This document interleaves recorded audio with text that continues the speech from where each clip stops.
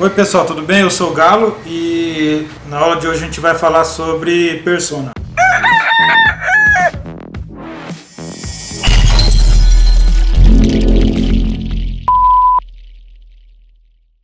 Tem muito grafiteiro que faz personagem, que a gente chama de persona. Tem muito grafiteiro que faz letras, né? E tem muito grafiteiro que faz as duas coisas, né? Eu particularmente não sou de fazer muito letra, né?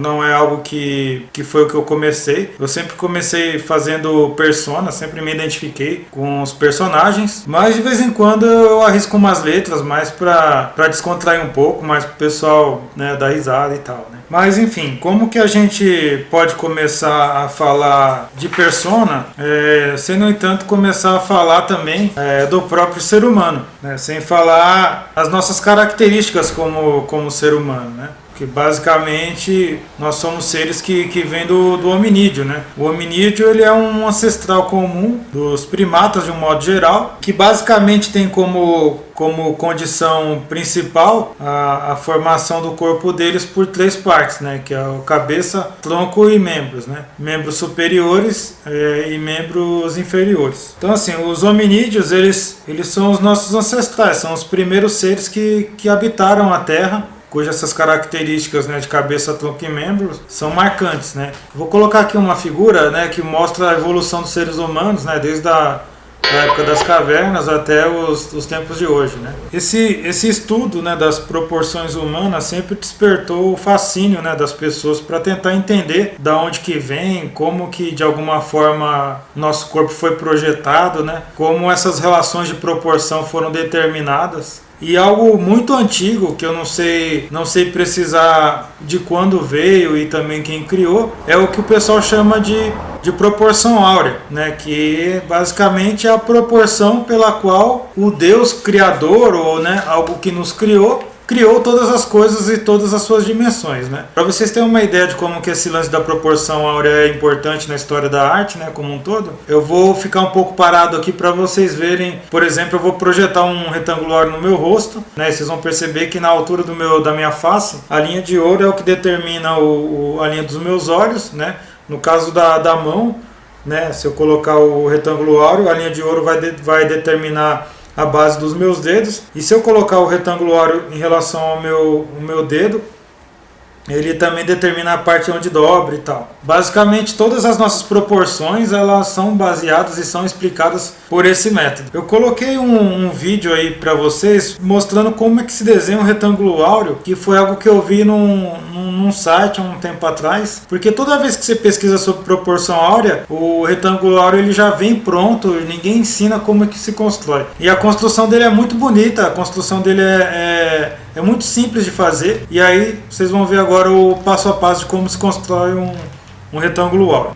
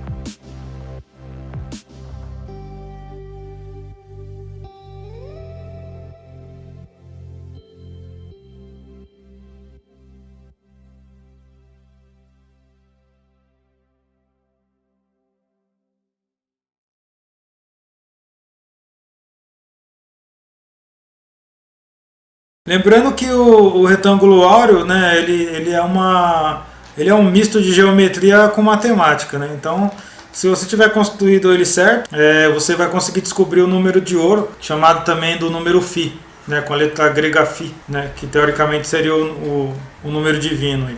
Mas no século I a.C., um arquiteto chamado Marco Vitruvio Polião, ele escreveu um livro, né, chamado De Arquitetura, onde ele tentou, entre outras, né, questões de projeto, né, uma vez que ele era arquiteto e era engenheiro, além de documentar boa parte da arquitetura romana, o Vitruvio ele também tentou entender o corpo humano como um exemplo de arquitetura, tanto que no seu tratado de arquitetura ele chegou a escrever sobre essas relações, mas ele não conseguiu mostrar isso de uma forma gráfica, né? Ele não conseguiu desenhar isso, né? Coisa que só aconteceu depois de 500 anos da sua morte, onde um gênio chamado Leonardo da Vinci acabou fazendo um desenho chamado de O Homem de Vitruvio, onde aí sim, nesse desenho, ele conseguiu provar todas as relações de medida, e esse desenho ele acaba de alguma forma contribuindo para o entendimento de que há realmente um desenho, de que há realmente um propósito, né, um design que se esconde por trás do nosso corpo. E até hoje esse desenho ele influencia muitas pessoas, inclusive tem gente que faz tatuagem, é bem comum de ver. E por que eu estou falando da proporção áurea? Por que eu estou falando da geometria? Porque dentro do grafite, todos os grafiteiros que fazem persona, eles têm essa noção de proporção. Talvez não numa relação matemática e de geometria, mas você percebe que a proporção, assim como a linha e a cor, elas são fatores determinantes para que a gente consiga conhecer um artista pelas características do seu personagem, né? Por exemplo, tem a grafiteira chamada Jai, que ela faz esse boneco verde, e a gente consegue ver como que ela consegue desconstruir, né, as relações de proporção humana, sem perder, no entanto, as características de um hominídeo, né, que é um ser de cabeça, tronco e membro, com braço e perna. Outro grafiteiro também que acaba no seu personagem utilizando esse método é o fake, onde a gente vê também um personagem que é um hominídeo, né, só que numa proporção um pouco mais próxima do que a gente conhece como uma pessoa. Outro grafiteiro que também usa essa proporção é o Ignoto, né, que ele também tem o seu personagem chamado Azulão. Outro grafiteiro que usa também uma condição híbrida, na verdade, né, de ser humano e animal, é o grafiteiro Coelho, que faz coelho, né, com proporções humanas, né, com pernas e braços, né. Outro grafiteiro também que tem uma ideia legal de proporção é o X-Geeks, que usa um peixe nos seus grafites, e também tem uma proporção assim bem particular. Pensando na forma como esses grafiteiros eles acabam resolvendo a questão da proporção, eu desenvolvi um método de criação de personagem que se baseia basicamente em 4 etapas, né? O que constitui cada etapa, né? A etapa ela começa, por exemplo, com um desenho de uma figura humanoide, né, que basicamente você consegue reconhecer a proporção de cabeça, troncos e membros. E aí, aos poucos, a gente vai desconstruindo as proporções, até que no final do processo a gente tem um personagem que ainda continua com características humanas, mas de formas totalmente desproporcionais, que lembram mais ou menos a temática e o modo que os grafiteiros acabam fazendo para a construção dos seus próprios personagens. Esse desenho ele pode ser baixado no site, lá na parte de exercícios, e aí vocês podem usar essa folha para criar seus personagens, né? Eu peguei como exemplo um personagem que eu acabei criando usando esse método, que é um personagem chamado Homem-Formiga, e aí eu vou colocar eles agora para vocês terem uma noção como que é a construção desse personagem, desde a forma dele mais humana até uma forma mais caricata, que acaba se desconectando e acaba desconstruindo a sua característica humana, como a gente conhece. Outra forma também de ajudar a criar o seu personagem é tentar imaginar em termos psicológicos como que ele é. Tipo, o que ele pensa, o que ele gosta de fazer, da onde ele veio,